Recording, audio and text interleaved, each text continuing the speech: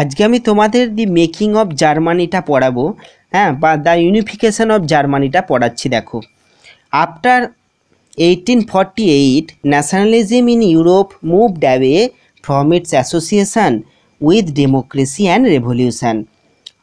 1848 খ্রিস্টাব্দের পর ন্যাশনালিজমের ধারণাটা ইউরোপে ক্রমশ দূরে চলে যাচ্ছিল। ইউরোপে যে একটা ন্যাশনালিজমের ধারণা বা একটা জাতীয়তাবাদের ধারণা গড়ে উঠেছিল, সেই ন্যাশনালিজম বা জাতীয়তাবাদের ধারণাটা ক্রমশ দূরে চলে যাচ্ছিল। কি থেকে? না, ডেমোক্রেসি এবং রেভলিউশন থেকে। কেন যাচ্ছিল সেটা এবার বলা হচ্ছে। দেখো, nationalist sentiments were often mobilised by conservatives, অর্থাৎ ন্যাশনালিস্ট সেন্টিমেন্টটা সেই সময় কাদের দ্বারা মোবিলাইজড হচ্ছে, কাদের দ্বারা পরিচালিত হচ্ছিল? না, কনজারভেটিভসদের দ্বারা।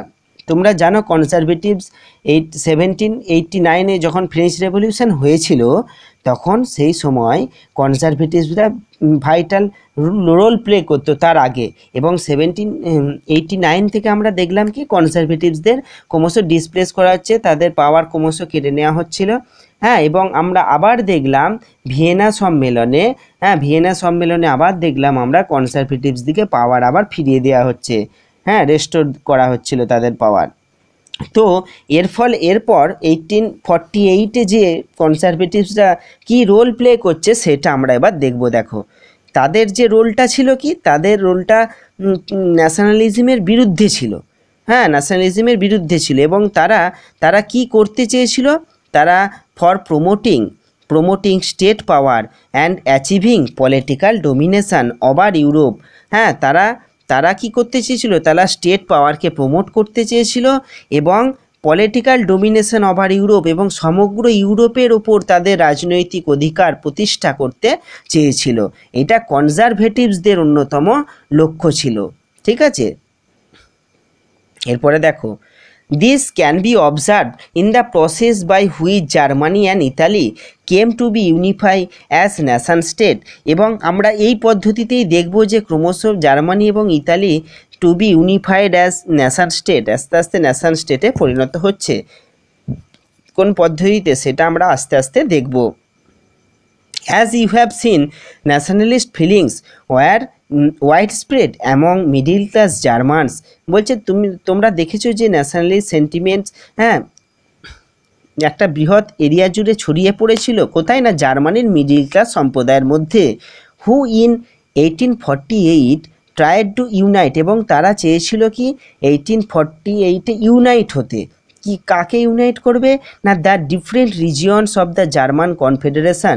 যে জার্মান বিভিন্ন রিজিয়নসকে নিয়ে যে জার্মান কনফেডারেশন গড়ে উঠেছিল, সেই রিজিয়নসগুলোকে তারা আবার ইউনিফাই করবে এবং করে কি তৈরি করতে চেয়েছিল?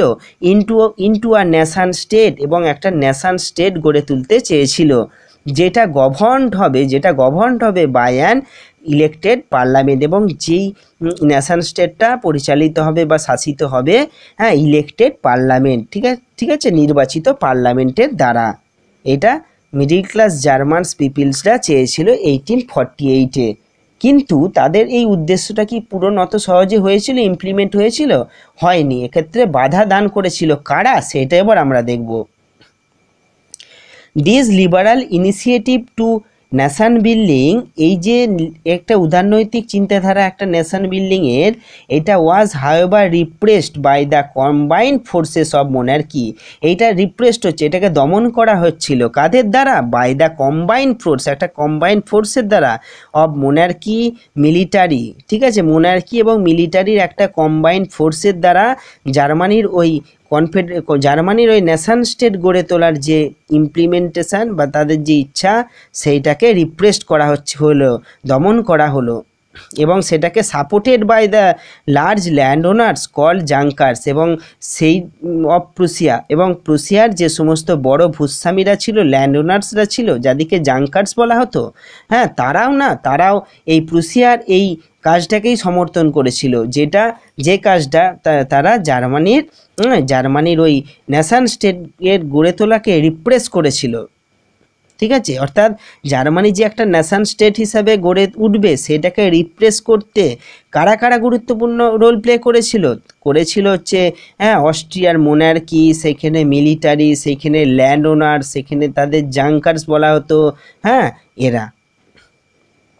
এরপরে আমরা কি দেখব, ফ্রম দেন অন, তারপর থেকে আবার পরিস্থিতির পরিবর্তন হচ্ছে। কি হচ্ছে, from then on Prussia took on the leadership of the movement for national unification. Prussia এবার একটা রোল প্লে করছে, লিডারশিপ দিচ্ছে, ন্যাশনাল ইউনিফিকেশনের যে মুভমেন্ট হচ্ছিল সেখানে একটা লিডারশিপ দিচ্ছে। Its chief minister Otto von Bismarck was the architect of this process carried out with the help of Prussian army and bureaucracy. অস্ট্রিয়ার chief minister Otto von Bismarck তিনি একজন আর্কিটেক্ট ছিলেন এই ইউনিফিকেশান, অর্থাৎ জার্মান ইউনিফিকেশানের অন্যতম একজন আর্কিটেক্ট ছিলেন অটো ভন বিসমার্ক। এটা কোশ্চেন পড়তে পারে, who was the architect of German unification, answer হবে অটো ভন বিসমার্ক। ঠিক আছে, তারপরে দেখো তিনি এই জার্মানি ইউনিফিকেশনে গুরুত্বপূর্ণ ভাইটাল রোল প্লে করেছিলেন কাদের সাহায্যে, with the help of the Prussian army and bureaucracy. প্রুসিয়ার আর্মি এবং প্রুসিয়ার যে সেনাবাহিনী এবং সেখানের যে আমলাতন্ত্র, সে আমলাতন্ত্রের সাহায্যে তিনি, অর্থাৎ বিউরোক্রেসি অর্থাৎ আমলাতন্ত্রের সাহায্যে তিনি এই জার্মানির ইউনিফিকেশনে গুরুত্বপূর্ণ রোল প্লে করেছিলেন। তিনি কতগুলো যুদ্ধে 7 ইয়ার্সের মধ্যে তিনটি যুদ্ধ তিনি ফেস করেছিলেন, 3টে যুদ্ধ ফেস করেছিলেন। 3 ওয়ার্স ওভার 7 ইয়ার্স। কোন কোন স্টেটের সঙ্গে কোন কোন রাষ্ট্রের সাথে তার যুদ্ধ হয়েছিল, উইথ অস্ট্রিয়া, ডেনমার্ক এবং ফ্রান্স। অস্ট্রিয়া কোন কোন দেশের সঙ্গে হয়েছিল, অস্ট্রিয়া, ডেনমার্ক এবং ফ্রান্সের সঙ্গে অটো ভন বিসমার্ককে একটা ওয়ারের সম্মুখীন হতে হয়েছিল, 3টে ওয়ারের সম্মুখীন হতে হয়েছিল। এন্ডেড ইন প্রুসিয়ান ভিক্টরি, এবং এই 3টে যুদ্ধেরই সমাপ্তি হয়েছিল প্রুসিয়ার জয়লাভ দিয়ে। And completed the process of unification, এবং জার্মান ইউনিফিকেশনের প্রসেসটাও কমপ্লিট হয়েছিল। In January 1871, the Prussian king William I was proclaimed German emperor in a ceremony held at Versailles। অর্থাৎ কি 1871-এ 1871 খ্রিস্টাব্দের জানুয়ারি মাসে প্রুসিয়ার যে রাজা উইলিয়াম ওয়ান, তাকে জার্মানির রাজা ঘোষণা করা হয়েছিল। তাহলে প্রুসিয়ার রাজাকে জার্মানির রাজা ঘোষণা করা হচ্ছে, বুঝতে পারছো ব্যাপারটা। প্রুসিয়ার রাজা উইলিয়াম ওয়ানকে জার্মানির নতুন এম্পেরর ঘোষণা করা হয়েছিল in a ceremony held at ভার্সাইলের রাজপ্রাসাদের একটা সেরিমনিতে। ঠিক আছে, তারপরে দেখো on the bitterly cold morning of 18 January 1871 an assembly comprising, অর্থাৎ 1871-এর 18 জানুয়ারির একটা প্রচণ্ড ঠান্ডা একটা সকালে, ঠান্ডার সকালে একটা অ্যাসেম্বলি আয়োজন করা হয়েছিল। অ্যাসেম্বলিতে কারা উপস্থিত ছিলেন, the princess of the German স্টেটের সমস্ত রাজারা উপস্থিত ছিলেন। রিপ্রেজেন্টেটিভস অফ দ্য আর্মির রিপ্রেজেন্টেটিভসরা উপস্থিত ছিলেন। প্রুসিয়ার ইম্পর্টেন্ট মিনিস্টাররা উপস্থিত ছিলেন, including the chief minister Otto von Bismarck, এবং অটো ভন বিসমার্কও উপস্থিত ছিলেন। গ্যাদার্ড ইন দ্য আনহিটেড হল অফ মিরর, তারা সব এই হল অফ মিররে উপস্থিত হয়েছিলেন। ইন দ্য প্যালেস অফ ভার্সাইলের একটা প্যালেসে, to proclaim the new German empire, তারা নতুন জার্মান এম্পায়ারের ঘোষণা করেছিলেন। Headed by Kaiser William one of Prussia, এবং এইটার প্রতিনিধিত্ব অর্থাৎ হেডকে ছিলেন, নেতৃত্ব দান করেছিলেন কাইজার উইলিয়াম ওয়ান অফ প্রুসিয়ার কাইজার উইলিয়াম ওয়ান এইটার প্রতিনিধিত্ব অর্থাৎ পরিচালনা করেছিলেন। তারপরে দেখো the nation building process in Germany had demonstrated the dominance of Prussian state power, অর্থাৎ দি nation building process is Germany, এই যে জার্মানির যে নেশন বিল্ডিং প্রসেসটা, এইটা থেকে কি ডেমনস্ট্রেট হলো, কি এটা থেকে প্রতিপন্ন হয়েছিল না, the domination of Prussian state পাওয়ারের একটা ডোমিনেশন এটা আমরা দেখতে পেলাম। ঠিক আছে, the new state placed a strong emphasis on মডার্নাইজিং the currency. এবার নতুন যে জার্মান স্টেট গড়ে উঠল, সেই জার্মানির কি কি নতুন নতুন বিষয় তারা সেট আপ করতে শুরু করলো বা অ্যাডপ্ট করলো। তারা মডার্নাইজিং দ্য কারেন্সি তারা ঠিক করলো, banking, legal and judicial system in Germany, এই সব কিছু স্ট্রং করা হলো এবং মডার্নাইজিং এবং আরও মডার্ন করা হলো। Prussian measures and practice often become a model for the rest of Germany, এবং প্রুসিয়ার যে মেজার্স এবং প্র্যাকটিস, হ্যাঁ, সেইগুলো become the model of the rest of জার্মানির কাছে, অর্থাৎ জার্মানির কাছে একটা মডেল হয়ে দাঁড়ালো। ঠিক আছে, মডেল হয়ে দাঁড়িয়েছিল। এরপরে দেখো যে এখানে ছবিটা, এখানে ভার্সাইলের রাজপ্রাসাদে এই যে সবাই উপস্থিত আছে, এই ছবিটা কি এঁকেছে, ছবিটা সম্পর্কে আমরা একটু দেখব। দেখো, the proclamation of the German empire in the hall of mirror at Versailles, Otto von Bismarck, Anton von Werner, Anton von Werner. ঠিক আছে, এরপরে অ্যাট দ্য সেন্টার, ইনি এই ছবিটা এঁকে তিনি বিসমার্ককে উপহার দিচ্ছিলেন, সেই কথাগুলো লেখা আছে, আমরা পড়ছি। দেখো, at the centre stands the Kaiser and the chief commander of the Prussian army. হ্যাঁ, সেন্টারে কে আছেন, কাইজার আছেন, and the chief commander of the Prussian আর্মির চিফ কমান্ডার আছেন, জার্মান জেনারেল ভন রুন আছেন। নেয়ার দেন ইন বিসমার্ক, তারপর Bismarck আছেন। This monumental work 2.7 metre into 2.7 metre was completed and presented by the artist, একজন আর্টিস্টের দ্বারা artist এটা এঁকেছিলেন, এবং আর্টিস্ট এটা এঁকে টু বিসমার্ক, আর্টিস্ট এঁকে বিসমার্ককে দিয়েছিলেন on the letters 70th birthday in 1885, অর্থাৎ 1885-এ অটো ভন বিসমার্কের যখন 70 বছর বয়স পূর্ণ হয়েছিল, অর্থাৎ 70তম জন্মদিনে, ঠিক আছে, একজন আর্টিস্ট এই ছবিটা এঁকে অটো ভন বিসমার্ককে উপহার দিয়েছিলেন।